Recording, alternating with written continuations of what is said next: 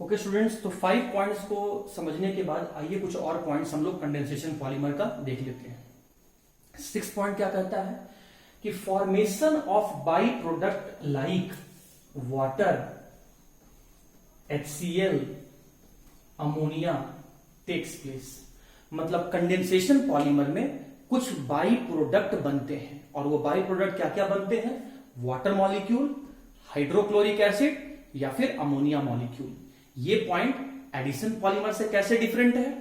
Addition polymers में कोई भी बाई प्रोडक्ट नहीं बन रहा था, लेकिन कंडेंसेशन पॉलीमर्स में by product water, hydrochloric acid या फिर अमोनिया बनता है। और अगला पॉइंट समझिए, 6th पॉइंट 7th और 8th से जुड़ा हुआ है। क्या कहता है कि the molecular weight of condensation polymer is not same. Molecular weight of condensation polymer, मैं कंडेंसेशन पॉलीमर को शॉर्ट में लिखा हूं, आप ऐसे मत लिखिएगा। Molecular weight of condensation polymer is not same as their monomers. मतलब कंडेंसेशन पॉलीमर का जो मॉलिक्यूलर वेट है वह अपने मोनोमर के मॉलिक्यूलर वेट से सेम नहीं होता है। ऐसा क्यों? क्योंकि कुछ वेट जो है बाई प्रोडक्ट के फॉर्म में, आपको पता है कि सर कंडेंसेशन पॉलीमर में बाई प्रोडक्ट बनता है। इस बाई प्रोडक्ट के बनने के कारण से कुछ वेट का लॉस हो जाता है।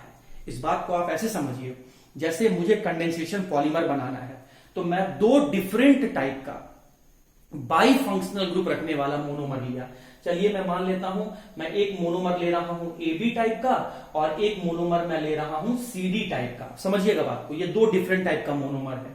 ये दोनों मोनोमर आपस में केमिकल बॉन्ड से कंबाइन किया और पॉलीमेरिक चेन AC टाइप का बनाया, और बाई प्रोडक्ट के फॉर्म में स्टूडेंट समझिए आपका यहां पर BD टाइप, यहां पर कुछ बाई प्रोडक्ट बना। मैं ये कह रहा हूं कि इसका वेट जो है ये मान लीजिए ये 4 ग्राम है। अब बात को समझिए, इसका टोटल वेट मान लीजिए 4 ग्राम है। मैं आपको समझाने के लिए सिर्फ बता रहा हूं।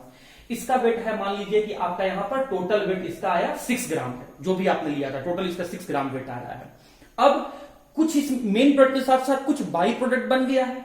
मतलब बाई प्रोडक्ट का अगर हम वेट देख रहे हैं तो हम यहां पर क्या देख रहे हैं कि यहां पर 2 ग्राम इसका बाई प्रोडक्ट का वेट है, और मान लेते हैं कि मेन प्रोडक्ट का जो वेट है वो यहां पर देखिए 6 + 4 10 में से 2 बाहर गया, तो यहां पर ये बचा हुआ आपका 8 ग्राम है। तो ये आपका पॉलीमर है, ये आपका पॉलीमर है और ये आपका बाई प्रोडक्ट है। अब जरा देखिए मोनोमर्स का टोटल वेट कितना होना चाहिए? टोटल वेट कितना है? 10। उस हिसाब से पॉलीमर्स का, मोनोमर्स का अगर आप इन दोनों को कंबाइन करेंगे स्टूडेंट, तो यहां पर मोनोमर्स का आपको टोटल वेट कितना दिख रहा है? 10 ग्राम।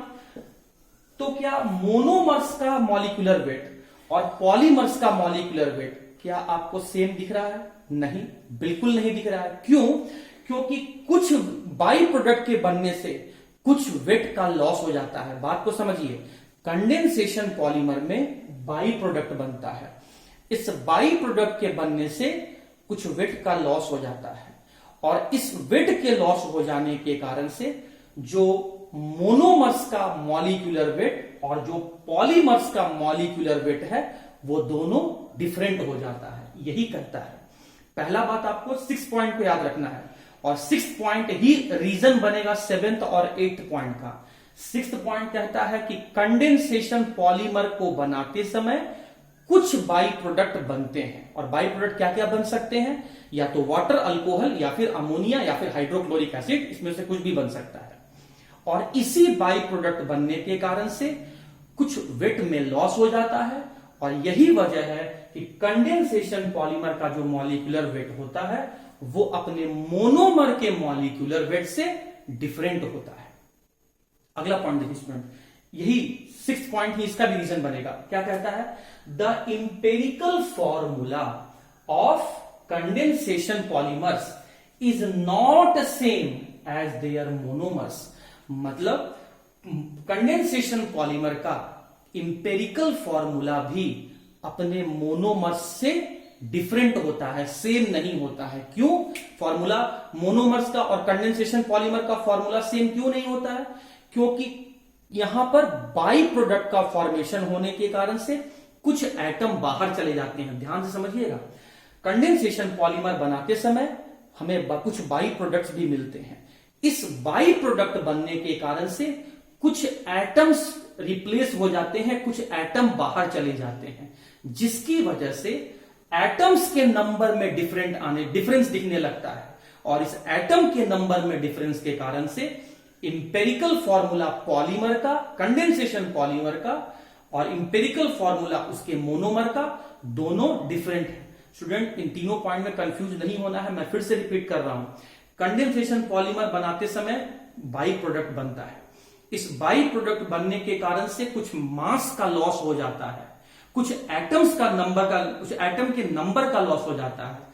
मास में लॉस हो जाने के कारण से कंडेंसेशन पॉलीमर का मॉलिक्यूलर वेट अपने मोनोमर के वेट से डिफरेंट होता है। एटम्स के बाहर चले जाने के कारण से, कुछ एटम का नंबर कम हो जाने के कारण से कंडेंसेशन पॉलीमर का इंपेरिकल फॉर्मूला अपने मोनोमर्स के इंपेरिकल फॉर्मूला से डिफरेंट होता है।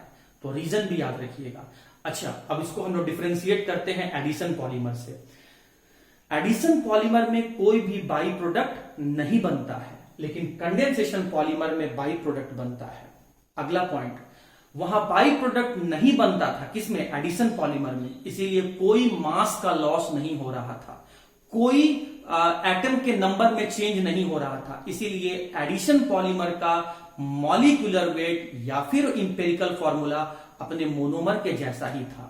लेकिन कंडेंसेशन पॉलीमर में बाई प्रोडक्ट बनने के कारण से कुछ मास में लॉस हो जाता है, कुछ एटम के रिमूवल होने के कारण से इस कंडेंसेशन पॉलीमर का इंपेरिकल फॉर्मूला और मॉलिक्यूलर वेट अपने मोनोमर से अलग होता है। स्टूडेंट, उम्मीद करते हैं कंडेंसेशन पॉलीमर का 6th से